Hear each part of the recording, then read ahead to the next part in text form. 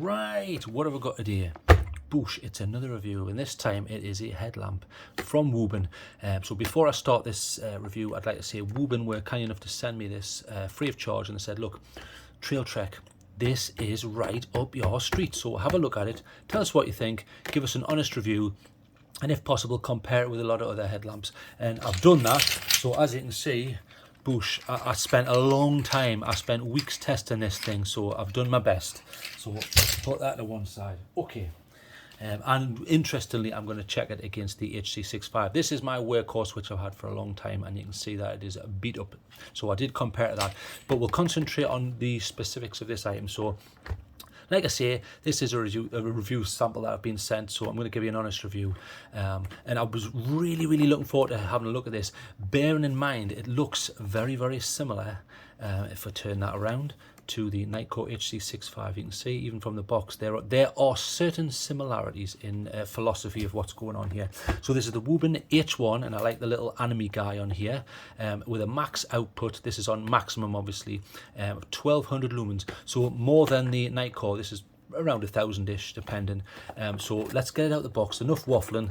Now there's loads of packaging on this, so you've got to take it out of that and then get rid of that. And then so drop kick that, boosh. Then you've got to take it out of this section and drop kick that, boosh. Then take it out of that section, drop kick that, boosh.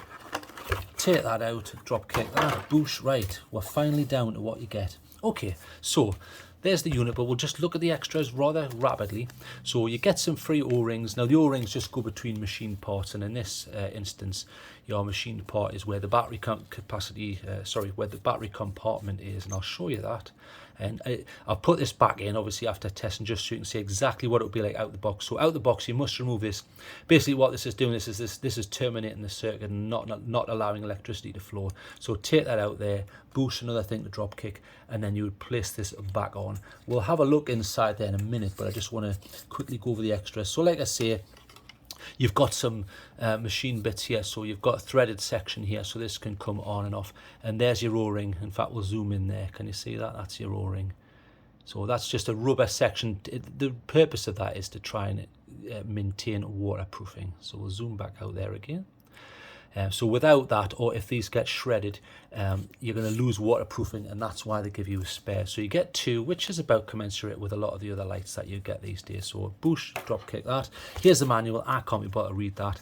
And this must be a quality control thing, is it? Yeah, so this has been checked by an expert. Fantastic. I'll trust them. I can't be bothered to read this. You can pause that and have a read of that if you want to do something in the wee hours of the morning there. There you go, fill your boots. Oh, you can read all about warranties. I can't be bothered. Right, boosh, get that in the bin.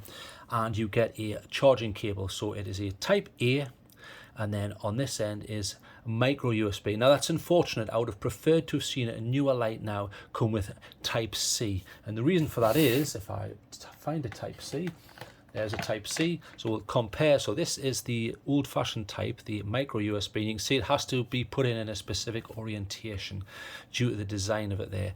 Whereas Type C, it doesn't matter whether you put it in that way or that way. It is irrelevant. So it's a time-saving feature, and it's a more modern interface. So I just wanted to mention that. So it's a shame. I was really hoping that this was going to come with something other than micro USB. Although to be fair, so does the HC65.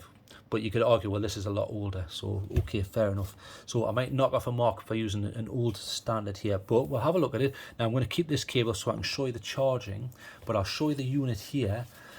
So it's an 18650 light. Now they give you a cell, so I shall show you the cell that it comes with. Now it comes with, it's a Wuben branded cell. I don't know what's under this wrap, but we'll have a quick look at the specifics of this here. So it happens to be a 2600 milliamp hour cell. Again, that's a little bit unfortunate, and the reason I say that is because if you get the Nightcore, and we'll see what cell you get in there. So when you get the Nightcore, it comes with a cell as well. If we can get it out, and we'll just compare that look. On this, you're getting a 3400 milliamp 18650, whereas on this one, you're only getting 2,600. So again, another bit of a shame. I would have preferred to have seen at least a 3,000 milliamp hour, like something like on the levels of a 30Q from Samsung. That's what they've chosen to do, so that's up to them. Now, very interestingly, I just wanted to show you inside here because I noticed this. In fact, let's get a flashlight so we can see what's going on. Here we go, right. Okay, interestingly, in the battery compartment, obviously you've got the positive terminal down the bottom there, but look at that ridged section inside. In fact, hang on, we'll zoom in there. Okay, can you see how that's ridged? That reminds me of heatsink, but I don't know how that works, because generally with a heatsink, what you're doing is effectively you're trying to increase surface area, which makes sense when you want to lose heat from one sort of solid piece of metal into air. But there's going to be no airflow inside here, so I don't know why that's ridged like that. I'm not sure. Maybe someone in the comments who knows a lot more than me can answer that. But I was a bit puzzled to see that. It would have been nice to have seen a bit of heat sinking outside, but that wasn't the case. So we'll zoom back out again there. Okay, so I just want to point that out because it's quite interesting. But it's pretty clean inside. I didn't notice any scuffing issues or dodgy machining or anything. It's pretty nice, and the battery fits quite nicely, and I'll show you that. So it is a, well, I'm saying a button top. It's quite a wide button top, but you get a button top, and it's the 18650 rechargeable. So positive terminal. In fact, if you forget, it is on the item here, so you can see positive to this side and negative to the right. So what I've done is I took a few beam shots. I mean, we'll put them on the screen. Actually, let's get this on. So what I'll do is I'll put them up now because people are going to ask straight away. So what I'll do is I'll put the H1 on the left here, and I'll put the Nightcore on the right. So we'll bring up two pictures here. Can you see them there? So straight off, they've both got a very similar beam profile, but I'm gonna talk about that later in the video. So just for now, bush, get shot of there. That's it, right? Okay, because I want to concentrate on the unit itself, and then we'll go on about beams and comparisons. I'll show you a whole heap of that. Okay, so they're using the Osram P9. I found it pretty good. You can see the Osram is down there, and then it is a smooth reflector, but it's not massively smooth. So you're getting a little bit of a diffuse beam. It's certainly not like a traditional orange peel reflector, but there's aspects of that to it. I mean, if you compare that to the one that you get with the Nightcore, can you see how shiny that is? That is what I would term a traditional smooth reflector. It's certainly, you know, a lot smoother than you're getting with this, but I think that's a good thing because you don't want it too smooth for a headlamp. You want a bit of diffuse light, and this does seem to allow you to get that, even though it does have a secondary mode for it. So Osram P9, you're getting a maximum of 1200 lumens, but one of the best things is this has secondary modes. So your secondary modes are provided by this here. So yes, you have your main beam coming from here, but this allows, I mean, at the minute, if you can see that, I currently have this on breathing mode, which we will discuss in the UI. That's more like it's like a little can you see me mode, you know, just it's helpful if you're working in teams or you need people to see a location without having to ruin their night vision and irritate them. It's handy if you're camping and things like that. This will also produce a high CRI beam. So I'll show you those just quickly before we move on. So there's your main beam there, which is coming out now. Interestingly, they've chosen to do quite a wide beam. It's not massively wide, but can you see you do get a nice bit of wide, because I've always said this, when it comes to headlamps, it's a massive advantage. I mean, what I'll do is, if I can find one, let's have a look. There you go, I'll use that. I'll do this rapidly because I know it does annoy people. So generally what you want is, I mean, you know, I'll just quickly explain this. If I was to go for a walk and it's completely pitch black, for example, so here's me minding my own business, having a laugh at night, there's my hair sticking up. Okay, so if I've got a headlamp on here, I don't particularly want a beam that just does that. That when everything's dark, you base your balance and your ability to perceive dangers and things like that on what you can see. Now, if you can't see very much, it's like, you know, basically it's like trying to walk along whilst having a restricted view. So your view's restricted right down there. Can you imagine that? I mean, that would become very tedious and difficult. So what you want is, you want that to be wider, and the wider it is, the more peripheral vision you get, and the better it is. So ideally, you want a nice wide beam, which would at least reach to your perceivable side vision anyway, you know, like what you perceive. I mean, with you know, the human eyes don't wrap around 180 degrees, but you certainly have a lot of peripheral vision, and that helps in decision making and things like that, and navigation. So I think they've made an intelligent choice by making this quite wide. In regards to width, if I can put the battery back into the night core here, let's get that back in there. I can put that back in. It's very similar, and I'll show you that. So if we put that there, and then we'll put the night core underneath, turn it down to a sensible level so I'm not blowing up here. Now, as you can see, they've both done that. I would argue that, I would say the night core is slightly wider. I mean, I'm not going to sit with the protractor, but can you see how it's slightly wider? And that holds true in the beam shot images, which I'm going to show you.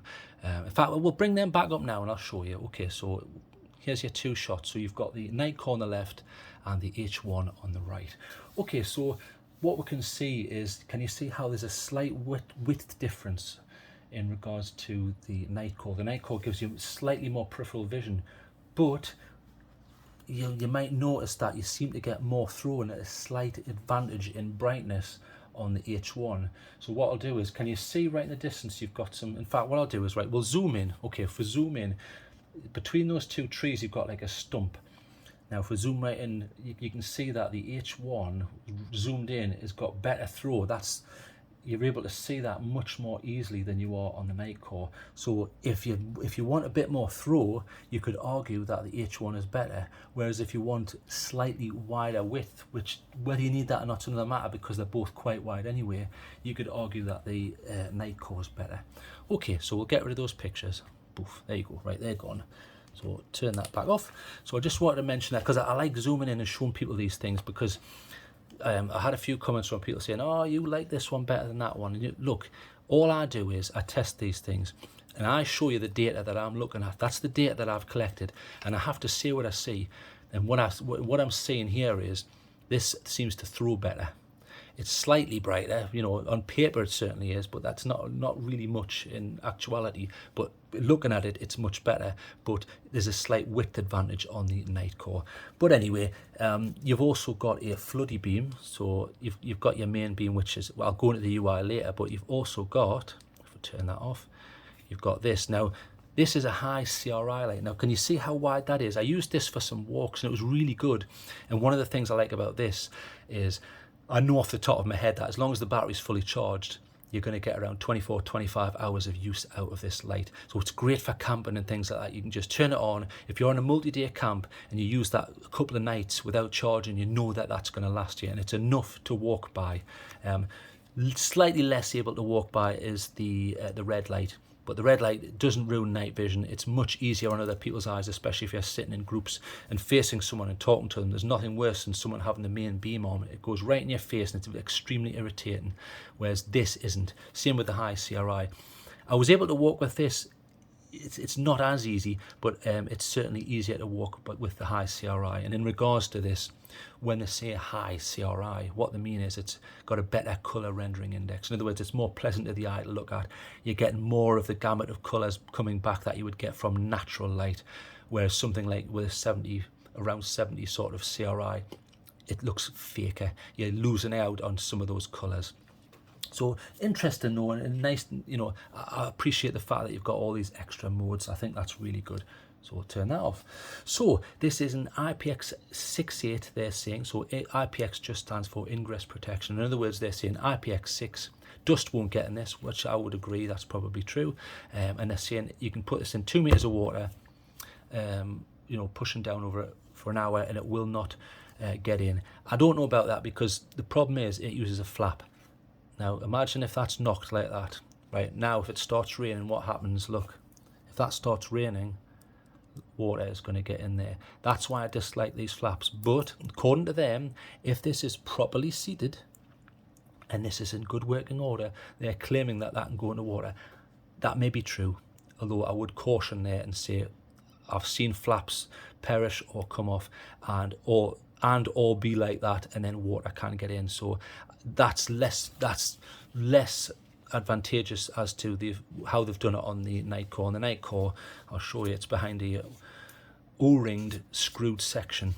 So if you want to get to the charging port, look, you see, it's behind a greased O-ringed section. That is not going to let in water, whereas if that isn't seated properly, there's a possibility that it is going to let in water, which is a problem, but we'll see about that when we get the mark section. So in regards to the body of it, you've got this plastic section here, and then you've got this main metal bit. Now this is great. It's like the night court, and you can swivel. It swivels full 180 degrees according to them, so you can have it like center like that, or if you've got it on lower levels, I tend to have it facing my feet when I'm walking and things like that. But brilliant, I've had no problems with that, and it doesn't make any silly squeaks, and it certainly didn't sag at any point. It's tight enough, so I really like that. And in regards to the headband, let's move that out of the way. It's a 3-pointer, so by 3-pointer it just means this goes around the circumference of the skull, and then this goes over the top.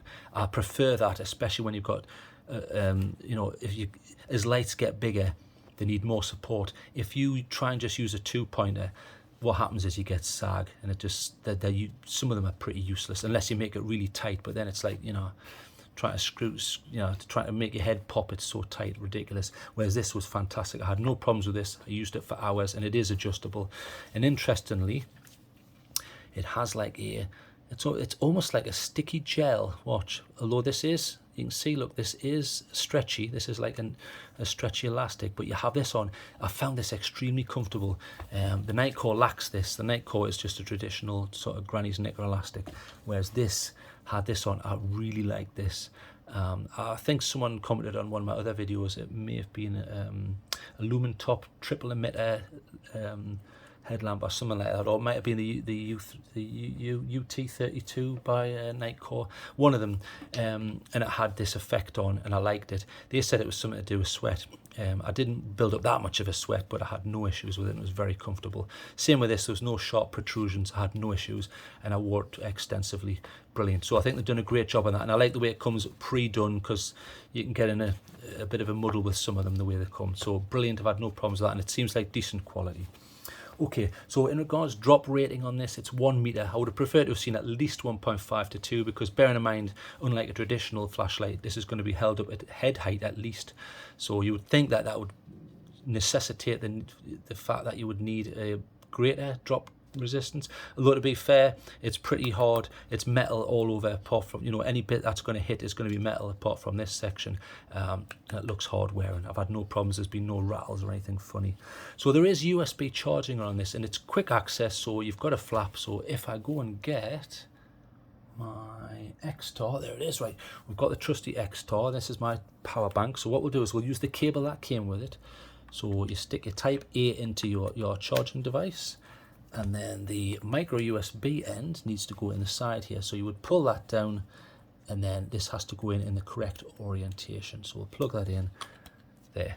Okay, now in regards to the light, when this is red, it means it's charging.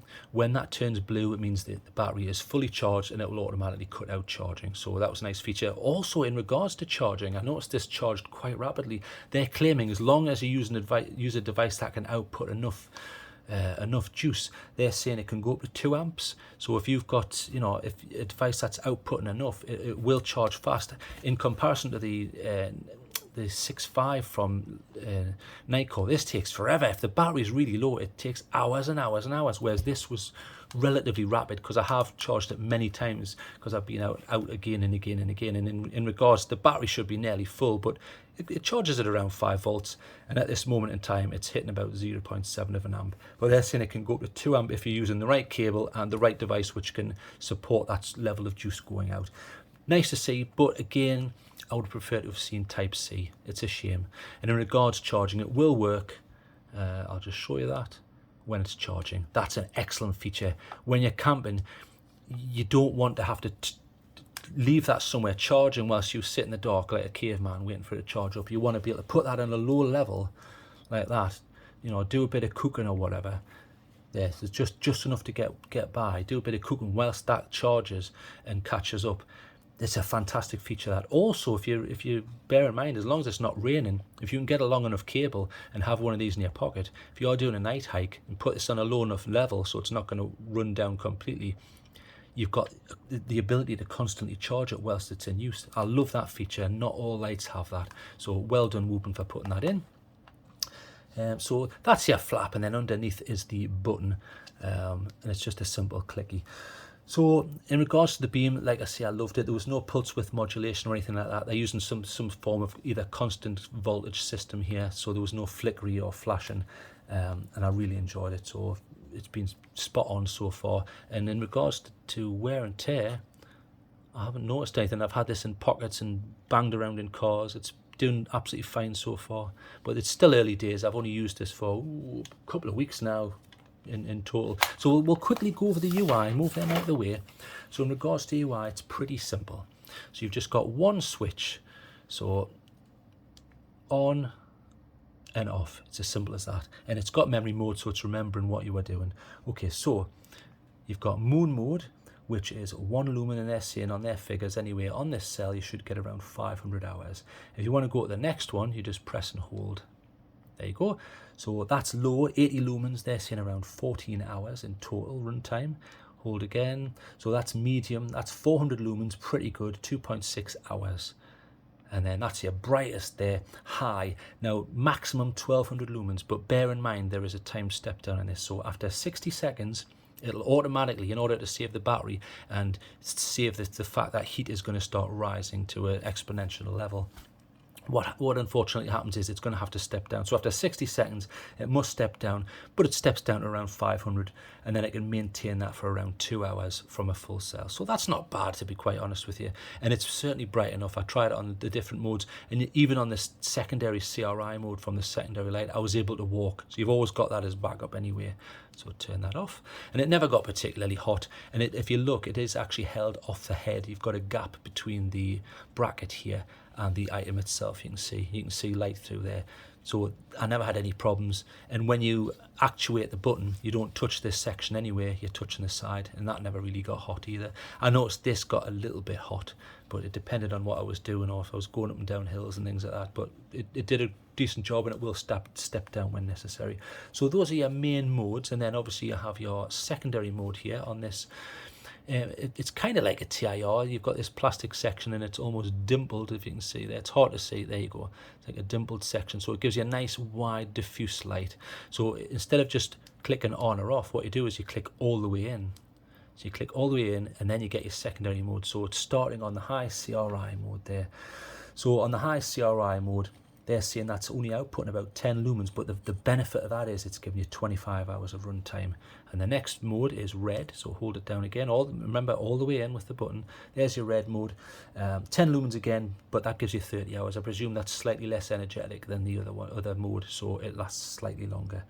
You also, if you press it down again, you also have another mode, and I'll show you that. That's your red flashing. If you needed that for emergencies or beacon or rally points, or you wanted to give away a position for some specific reason, or let someone find your location, you've got that. And that's absolutely fine. And the red flash, again, it's running at the 10 lumens, and you can guess on the run time for that. So turn that off. Also, the main beam has some other modes, so I'll show you those. So if you double click, in fact, I'll cover that because I don't want to irritate people. That will give you a standard strobe, and that's running at maximum, so that's your 1200 lumens, but it's on, off, on, off. You can't customize it in regards to speed up and down like you can on Anduril, but it's a standard strobe, and it does work. If you double press again, it should go to SOS, so it does the 3 fast, 3 slow, and so on for Morse code. And then you've also got a beacon mode, so if we double click again, I'll turn that back on, hang on. There's your and there you go. Right, so there's your beacon mode, pretty good. And that is just literally flashing on, off, on, off, on, off. It's to give away a position. That's only putting out around 100 lumens, which is sensible. You don't need maximum, not for a beacon mode like that. It's just to try and give position. So pretty good. And 3 clicks is for your breathing mode, so 1, 2, 3. So at the moment, this will do nothing when it's in standby mode. However, if we give it 3 clicks, 1, 2, 3, which I like, you get this blue breathing mode. I like that. And according to their figures, you should get around 100 hours in standby. So it's not particularly parasitic in how much drain that's going to have on the cell. Although obviously it is using some of it up, but it's not a massive amount. I'm happy to go with that. And it's a good feature for especially camping. If you're in literal pitch darkness and you can't find things, if that's in the corner like this, you go, and you can put your hand on it, and then you can go for a pee and things like that. So very handy. You also have 4 clicks, which is E-lockout. So 1, 2, 3, 4. Benefit of that is it will not function. So if I press it, it won't work. The whole point of that is so that you can throw that in a bag, scrunch it up in a pocket. You don't have to worry about something pressing this button, then it goes off. It's on in your pocket for 2 hours. You get to camp and you get there and the damn thing's flat. You're avoiding that. So to unlock again, 1, 2, 3, 4, and you get these back on again. So really, really good. It's a pretty simple UI. You haven't got turbo and all this. You've literally just got your moon, low, medium, high. Then you've got your secondaries. You've got some flash modes and you've got E-lockout. So pretty decent. What I'll do is I'll quickly go over some of the good and bad points with this before I give this a mark, and I'll show you some of the comparatives.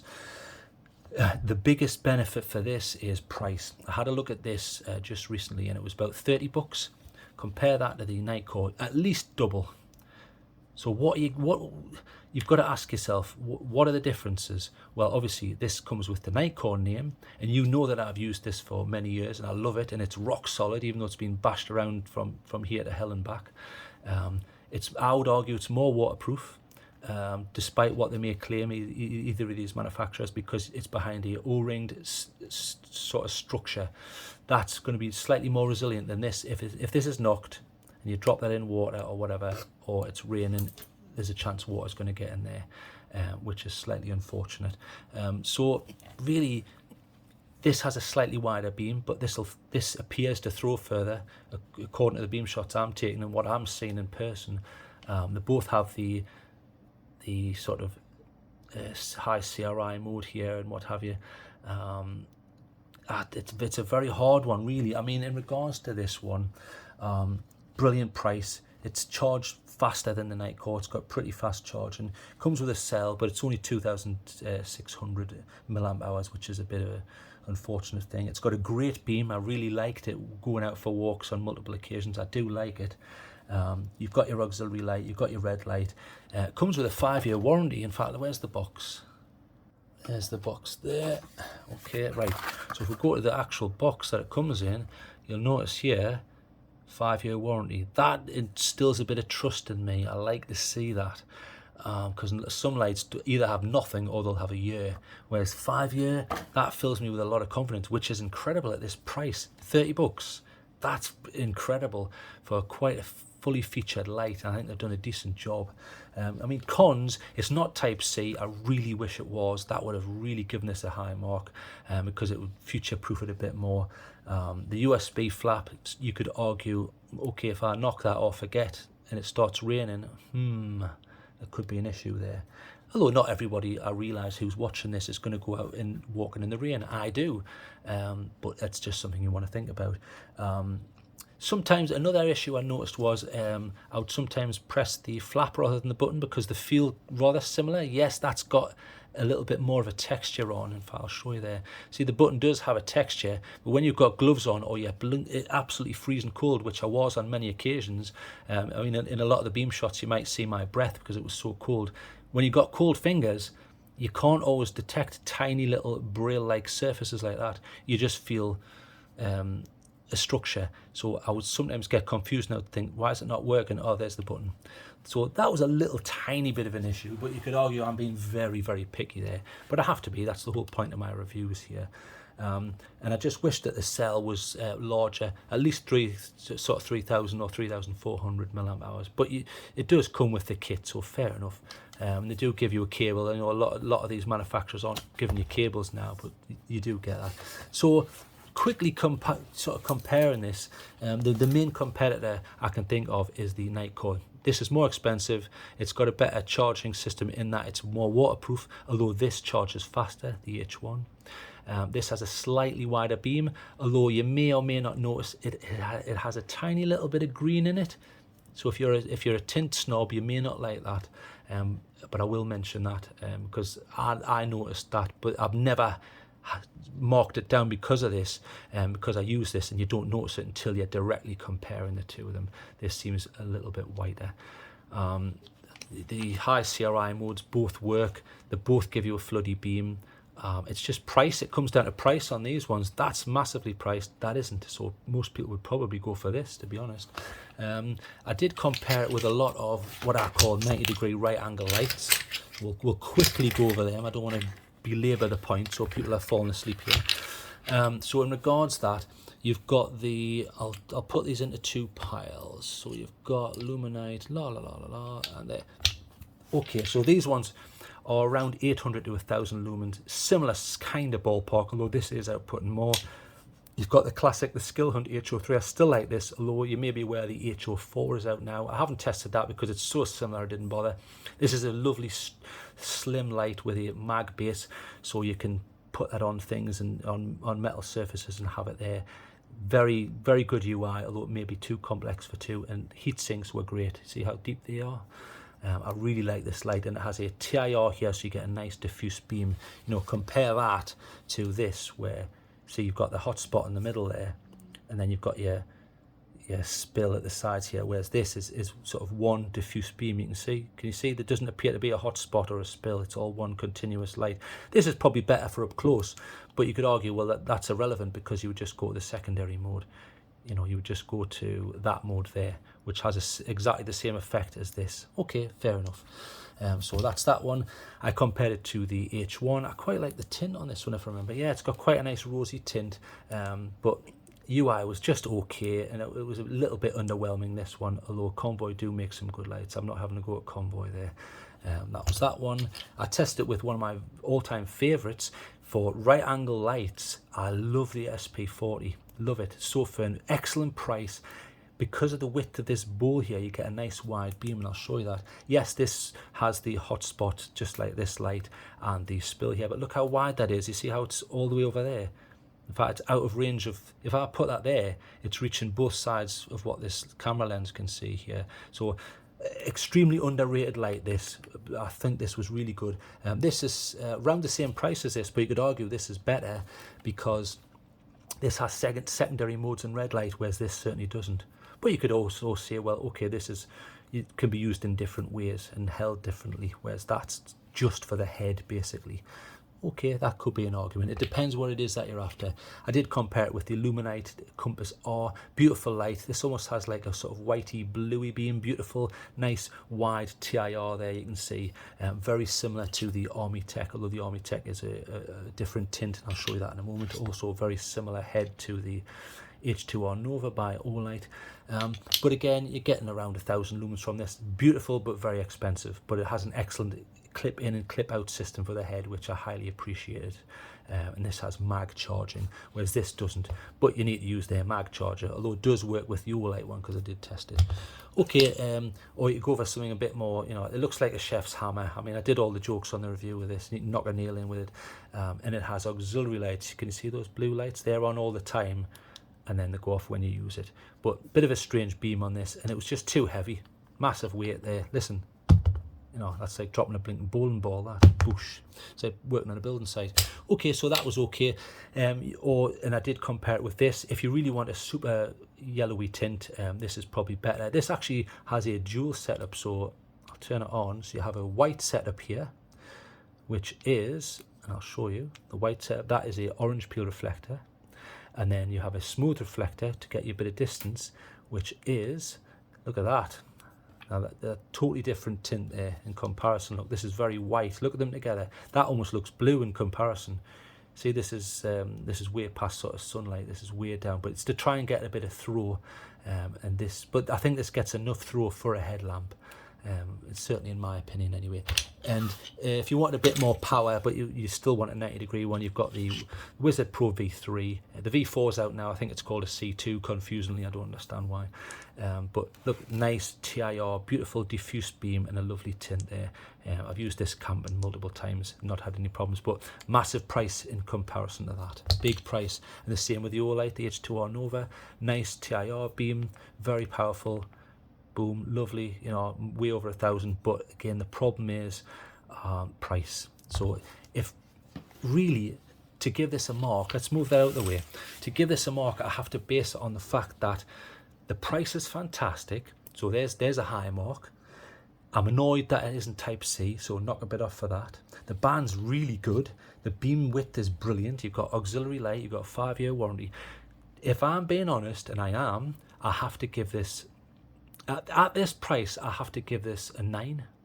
I'll be a fool to do otherwise, because yes, I'm nitpicking, saying I don't like Type C, and yes, it's got a flap, but if you're aware of that and you're paying, you know, around $30 for this, I mean, this is incredible. Because bearing in mind that, you know, the HC65 is pretty expensive in comparison, and they're doing basically the same job. Now, I realise by me saying that, there's going to be people in the comments saying this is rubbish and that's better. It depends what you're after. If you just want something you can stick on your head, it's perfect. In regards to longevity and toughness, unless I smash these about with a hammer, I can't really comment on that. All I know is this has a 5-year warranty. It's been brilliant so far, and I've used it multiple times over and over again. But I've also used this much more long term, but I've never had any issues. I get a lot of comments from military people who use this, and they take this off and they put it on helmet mounts and webbing and things like that. So I can also say anecdotally that a lot of military users that I'm in contact with like this light, and I know where they're coming from in that regard. So yeah, I'd agree with them. It's fantastic. But if you want a cheap option and you want to take a punt on Wuben, I don't think you can go really much wrong by paying $30 for this. It's incredible. Okay, so let's give this a mark. With all that in mind, I have to give it 9 out of 10. I think they've done a damn fine job. There's not a lot extra you can ask for, really. I think probably if the engineers came up to me and said, Trailtrek, what can we add? I'll probably say, can you add some kind of like simple battery check or something to the UI to add a little bit more complexity, or an adjustment to the strobe. But again, these are picky things, and the general market probably don't need these sort of things.